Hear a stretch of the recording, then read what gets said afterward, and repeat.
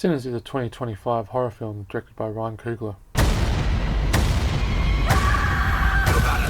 At the time of recording this video, the film currently holds a 97% rating on Rotten Tomatoes, which basically means it's close to being a 5-star film. There's definitely a lot of positive aspects about this film, but for me there's some negative aspects too.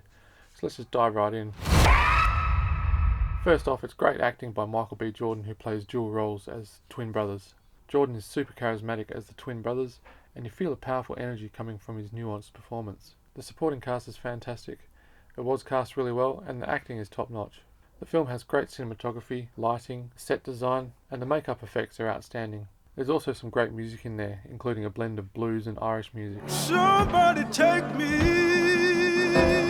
I enjoyed the song Wild Mountain Time, also known as Will You Gore, Lassie Gore. It was primarily written in Scotland, but it gained huge popularity in Ireland. I will build my love about. I really enjoyed that number, as my wife Becky is Scottish, and it's a fan favourite in our household. Will you go, lassie, go? One thing I did like about Sinners was it does try to subvert expectations on what genre it is: horror, thriller, period piece, or even musical. I found it to be quite refreshing. With close to a 2.5 hour runtime, I found the initial setup of the film to be a little bit too long, and the pacing just dragged a little bit for the first hour. However, once the vampires entered and the pacing picked up a bit, I kept watching until the end. I also found that the film wasn't really scary. To me, it seemed to be a bit more of a thriller.